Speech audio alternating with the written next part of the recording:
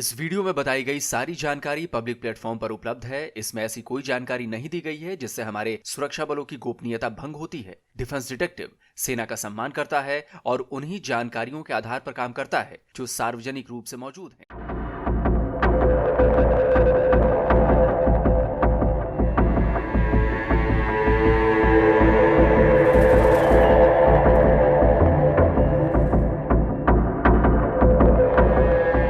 नमस्कार दोस्तों, defence detective के एक और नए एपिसोड में आप सभी का स्वागत है। मैं हूं आलू।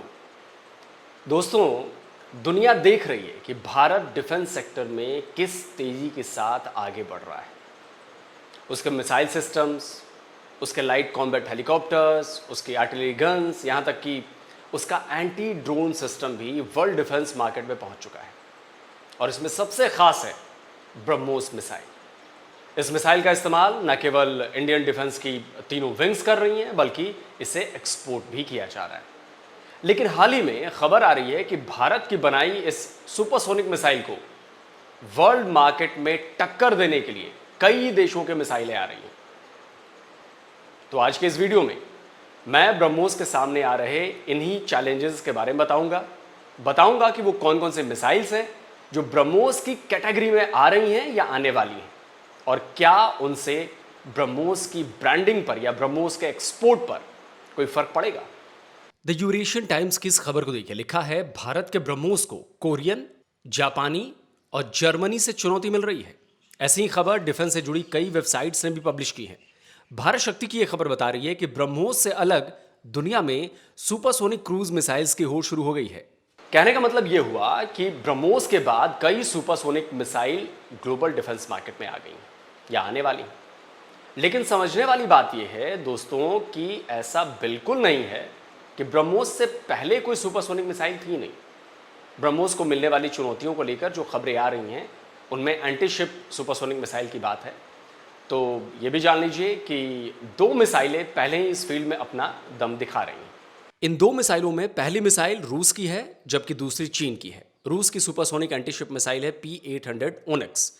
ये वही मिसाइल है जिसके बेस पर ब्रह्मोस बनाई गई है, जबकि चीन की मिसाइल का नाम है YJ-12। यूक्रेन वॉर में रशिया P-800 ओनिक्स का इस्तेमाल जबरदस्त तरीके से भी कर रहा है, और चीन की YJ-12 ऐसी घातक मिसाइल इसे बताया जा रहा है जो अमेरिकी डिफेंस को भी तोड़ सकती है, ऐसा चीन का दावा है।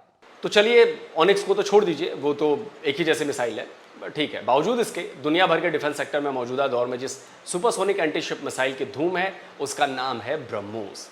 तो भाई, कुछ तो खास वजह होगी कि डिफेंस मार्केट के अमेरिका, रूस और चीन जैसे दिग्गज खिलाड़ियों के आगे ब्रह्मोस ताल ठोक रही है। ब्रह्मोस की खासियत पर तो मैंने कई बार बात की है, आज भी उसके बारे में बताऊंगा। लेकिन पहले आपको उन मिसाइल्स की जानकारी देता हूं जिनके बारे में ये कहा जा रहा है कि वो आने वाले भविष्य में ब्रह्मोस को चुनौती देने वाली है। इसमें सबसे पहला नाम आ रहा है 3SM टाइफेंग। इस सुपरसोनिक मिसाइल को नॉर्वे की कंपनी कोंग्सबर्ग, जर्मनी की अपनी डिफेंस पार्टनर डाइहल डिफेंस और MBDA डॉइचलैंड के साथ मिलकर बना रही है। लेकिन सवाल यह उठता है दोस्तों कि यह मिसाइल ब्रह्मोस को टक्कर कैसे दे सकती है, जब ये अभी तक बनाई ही नहीं गई है। अभी तो इसे बनाने के लिए डील साइन हुई है। आप नॉर्वे की डिफेंस मिनिस्ट्री की वेबसाइट देखेंगे तो पता चलेगा कि नॉर्वे ने जर्मनी के साथ मिलकर सुपरसोनिक मिसाइल बनाने की योजना साल 2023 में बनाई थी, और अभी इसी महीने नॉर्वे और जर्मनी के बीच मिसाइल को डेवलप करने की डील शुरू हुई है। नॉर्वे की डिफेंस मिनिस्ट्री की वेबसाइट ही बता रही है कि अगर सब कुछ प्लान के हिसाब से चला तो मिसाइल 2035 में बनकर तैयार होगी, यानी 11 साल बाद। उसके बाद मिसाइल की कई तरह की टेस्टिंग होगी, और तब अगर सब कुछ ठीक रहा तब मिसाइल को डिप्लॉय किया जाएगा, यानी लगभग 15 से 20 साल का समय इसमें आसानी से लग जाएगा। अब एक और बात कि इस मिसाइल प्रोजेक्ट से जुड़ी जानकारी न तो नॉर्वे से और ना ही जर्मनी से कहीं से भी इस मिसाइल की डिटेल जानकारी नहीं दी जा रही है। यानी इसमें प्रोपल्शन कौन सा होगा, किस फ्यूल का इस्तेमाल होगा, कितनी दूरी तक मार कर सकेगी। कहने का मतलब यह है कि अभी इस मिसाइल के बारे में केवल कयास ही लगाए जा सकते हैं। तो भाई, जिस मिसाइल का कम से कम अगले 15 सालों में डिफेंस मार्केट में आने पर सस्पेंस हो, उसे ब्रह्मोस के लिए बड़ी चुनौती बताना किसी भी तरह से ठीक नहीं है। जब वो आ जाएगी तब देखा जाएगा। चुनौती तो उससे मिलती है ना जो मैदान में हो, जैसे साउथ कोरिया का सुपरसोनिक चैलेंजर।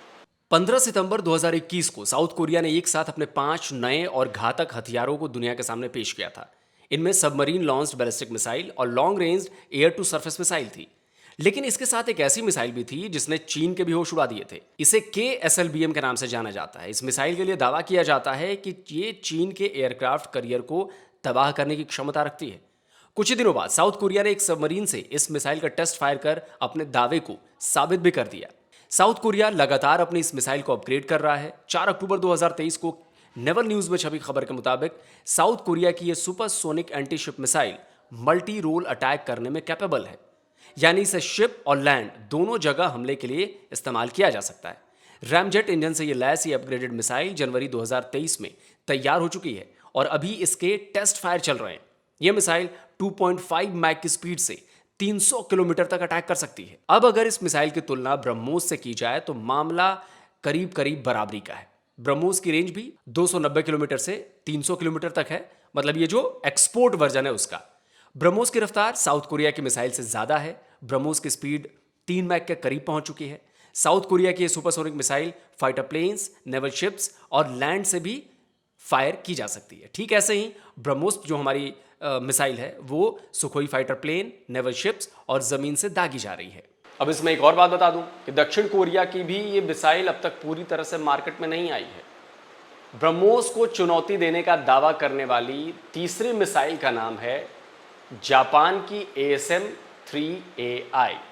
ASM-3A को बहुत घातक मिसाइल माना जाता है। जापान ने इस मिसाइल का डेवलपमेंट साल 2010 में शुरू किया था। साल 2020 में चीन से बढ़ते खतरे को देखते हुए जापान ने इस मिसाइल के लार्ज प्रोडक्शन और डिप्लॉयमेंट के ऑर्डर दिए थे। तब इस मिसाइल को चीन से मिलने वाले नेवल थ्रेट का सबसे कारगर जवाब माना जा रहा था। जापान की डिफेंस फोर्सेस अपनी इस मिसाइल को दुश्मनों के लिए काल बताती हैं। ये मिसाइल 3 मैक की स्पीड से 300 नॉटिकल माइल तक हमला करने में सक्षम है। तो स्पेसिफिकेशंस के मामले में जापान की मिसाइल ब्रह्मोस की बराबरी कर रही है, लेकिन अगर डिफेंस मार्केट की बात की जाए तो भारत अपनी मिसाइल को एक्सपोर्ट कर रहा है, लेकिन जापान ने इस मिसाइल को किसी दूसरे देश को बेचने की बात नहीं की। तो अगर वो मिसाइल डिफेंस मार्केट में आ ही नहीं रही है तो ब्रह्मोस को चुनौती कैसे दे रही है? ठीक है, अब आगे क्या होगा हमें नहीं पता है। तो चलिए अब बात ब्रह्मोस के कर लेते हैं। जैसा कि मैंने बताया कि ब्रह्मोस को भारतीय सेना की तीनों विंग्स इस्तेमाल कर रही हैं। इसके साथ साथ भारत अपनी स्पेशल मिसाइल को दूसरे देशों को भी बेच रहा है। हाल ही में भारत ने फिलीपींस को ब्रह्मोस मिसाइल के एंटी शिप वर्जन की सप्लाई की है। ब्रह्मोस की 3 बैटरीज की डिलीवरी हो चुकी है, जबकि बहुत जल्द चौथे की भी हो जाएगी। यूरोपियन मार्केट में भी ब्रह्मोस को लेकर बहुत इंटरेस्ट है। ग्रीस से ब्रह्मोस की खरीद को लेकर बातचीत तेज हो चुकी है। आपको पिछले साल इजिप्ट में हुए डिफेंस एक्सपो की तस्वीरें दिखाता हूं। अल्जीरिया के मिलिट्री इंडस्ट्रीज के डायरेक्टर ब्रिगेडियर जनरल बैडवे घनी ब्रह्मोस के पवेलियन आए थे। वो इस मिसाइल सिस्टम से काफ़ी इंप्रेस हुए थे। इसी तरह घाना और कुवैत के डिफेंस के टॉप कमांडर्स भी ब्रह्मोस को लेकर बहुत एक्साइटेड थे। इजिप्ट के minister of defence and military production, commander in chief of arms forces ने अपने बड़े डेलीगेशन के साथ वो ब्रह्मोस के पवेलियन आए और उन्होंने ब्रह्मोस को देखा। उन्होंने न केवल मिसाइल के बारे में जानकारी जुटाई बल्कि इसे खरीदने में भी इंटरेस्टेड दिखे। यानी ब्रह्मोस बड़ी मजबूती के साथ दुनिया के डिफेंस मार्केट में अपनी जगह बना रही। शुरुआत फिलीपींस से हुई है और असल ठिकाना ग्रीस के तौर पर भी नजर आ रहा है, लेकिन इंडोनेशिया और भी कई देश हैं जो इसमें इंटरेस्टेड हैं। लेकिन अगर बात बनती है तो भारत की बनी ये मिसाइल दुनिया के कई देशों में अपना परचम लहरा देगी। एक और बात है दोस्तों कि ऐसा नहीं है कि भारत अपनी सुपरसोनिक मिसाइल को अपग्रेड नहीं कर रहा है। भाई ब्रह्मोस NG को लोग क्यों भूल रहे हैं? न्यू जनरेशन की यह मिसाइल और भी घातक होने वाली है। कई बार मुझे लगता है कि इसकी टेस्टिंग की जा चुकी है। तो भले ही दुनिया के डिफेंस मार्केट में कितने भी खिलाड़ी क्यों ना आ जाएं, फिलहाल ब्रह्मोस को चुनौती देने वाला कोई नहीं। तो दोस्तों आज का ये वीडियो आपको कैसा लगा कमेंट करके ज़रूर बताइए। और जिन लोगों ने अभी तक डिफेंस डिटेक्टिव को सब्सक्राइब नहीं किया है तो भाई आपसे आग्रह है कि चैनल को सब्सक्राइब करिए, साथ में बेल आइकन ज़रूर दबाइए, जिससे हमारे द्वारा अपलोड किए गए हर वीडियो की जानकारी आप तक फौरन पहुंच जाए। जल्द मिलता हूं एक और नए वीडियो के साथ। नमस्कार, जय हिंद।